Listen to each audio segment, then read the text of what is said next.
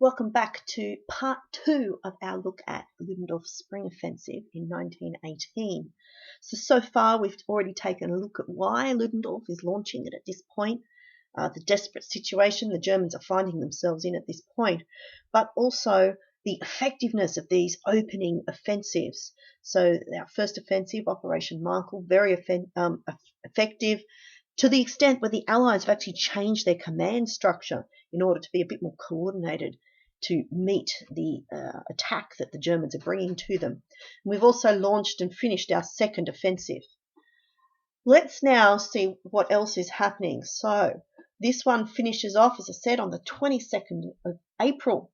A little bit of time now, but our third offensive is down here in this part of the line, back against the French again this time. So the third offensive is pushing in, aiming to take some French territory in this Champagne area, and keep moving towards, where are we trying to get, of course, Paris. That's what the Germans want. Let's see if we can knock the French out. So this third offensive, again, using all these shock troops, infiltration tactics, quite effective. How effective?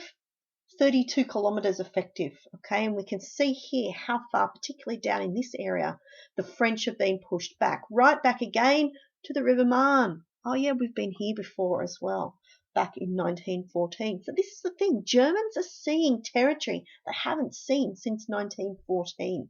We're back to a war of movement. The war of attrition has been left behind, and we're seeing better coordination of tactics, new approaches, and we are seeing effectiveness for these German offensives. But again, we see for the first time really some key US troops being brought in to support the French, and they hold the line. They've been pushed right back, but they hold. And eventually the Germans decide to break this off on the 6th of June. Can you see how short these offensives are now? Okay, we're getting down to a matter of days before the High Command is making a decision that that's it, we've reached our effectiveness point, we're not into attrition anymore, we're now moving on. So we move on to the fourth offensive, which takes place building on the gains made in the first offensive. And here we are back in France, and we're near the River Aisne here, which is here, and again, pushing in this direction, hoping to get closer to Paris. Okay, the French are better prepared by this stage. They're starting to understand where some of these offensives might be coming from, and so the Germans do make 12 kilometres on the first day, but the French are then able to hold. And in fact, on the 12th of June, the French launched their own counterattack, which forces the Germans to call off that offensive. So we're now into 1, 2, 3, 4. Here's our fifth and final try by the Germans to see what we can do.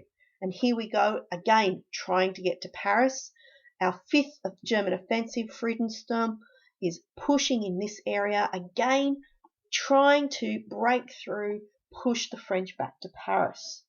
This one's sometimes called the Second Battle of the Marne. The first one, of course, we've already seen back in 1914. How did they open the battle? 9,000 tons of gas poured into the trenches, trying to push the French back. The French, however, did have knowledge that this attack had been coming, and so had kept most of their troops back in the second line, not in the very front line. And we'll talk in a moment about these improved defence mechanisms. So most of the French soldiers were not affected by this massive gas onslaught, and within just a few days they were able to halt the German offensive and start a counter-offensive to push them back.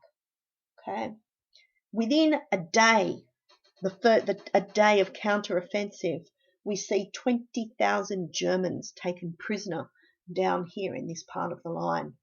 And this is it. This stops Ludendorff's spring offensive. It's at this point in time that the Germans are just really running out of reserves, running out of ideas. We'll see in a moment some of the things why. But we've got to understand the impact, the effectiveness of Ludendorff's spring offensive. It had been successful, especially initially this use of the shock troops Okay, we see them combined with rolling barrages, use of portable weapons so that the troops can actually move forward with their weapons, carry them with them, and also very effective, well, a lot of use of poison gas, not so effective towards the end of these offensives. Remembering it had such an impact to begin with that the Allies have actually changed their command structure. They were worried. In May 1918, it looked like the Germans were about to win the war. This is how effective these opening offensives had been. By the third offensive, Paris was looking like it was under threat. Yet, by the time we get to July 1918, the Germans have stopped. They've run out of puff.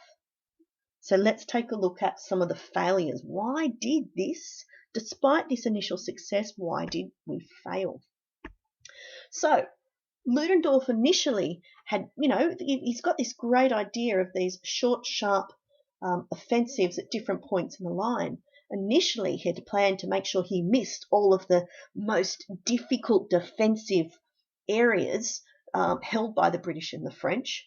But some last-minute alterations to his plans meant that sometimes they were actually going up against a heavier defence than they would have liked in order to infiltrate behind the lines.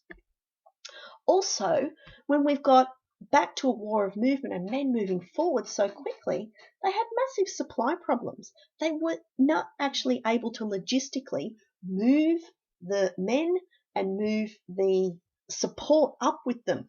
For example, the artillery is still being moved by on a cart, being pulled by horses, and moving across some of this land, which has, copped some very heavy battles in the past, made it very difficult for the German logistics suppliers to actually keep up with where their shock troops were actually getting to. So their supply problems continued to plague them as we move into this war of movement phase.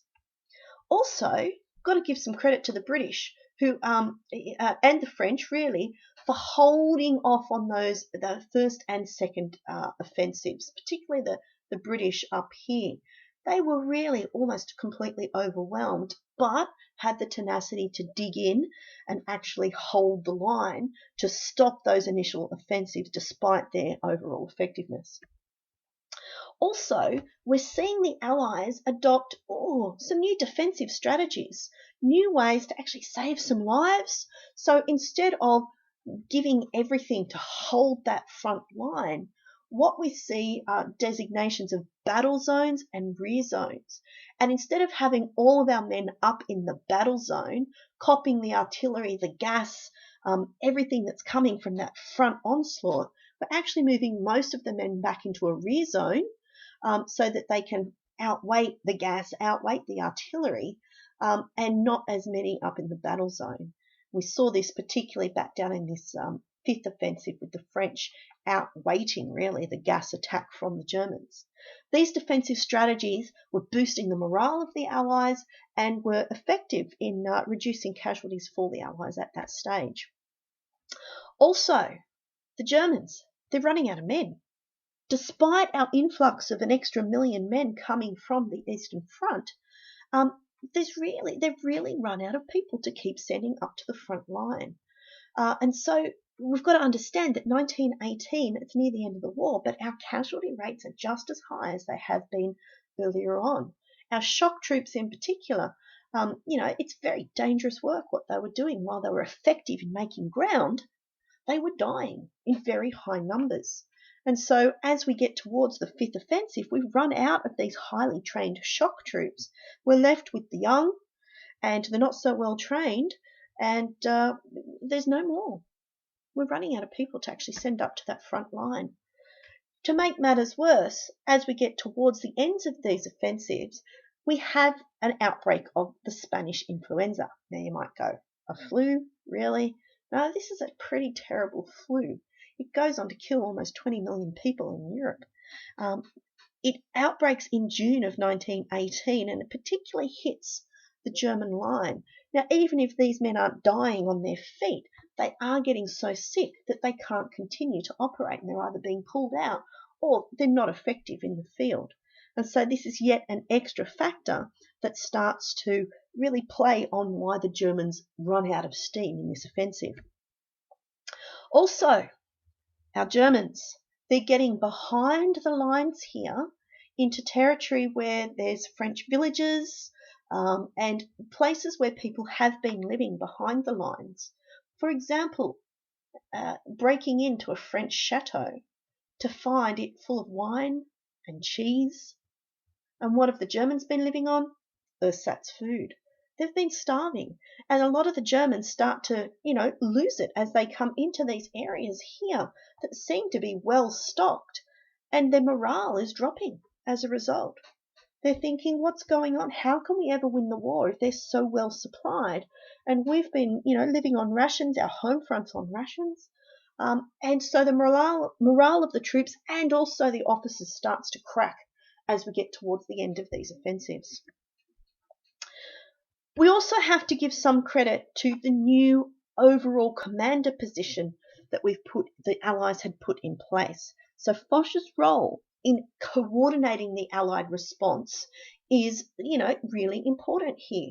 He is able to make those strategic decisions about where to send men and supplies up and down the line at different times, which is very important when you've got the Germans attacking at different points. So that ability to more effectively coordinate the response does have a role in helping to stop these German offensives.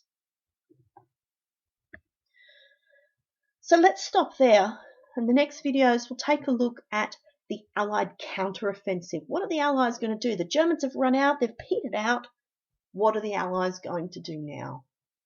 So I'll see you soon.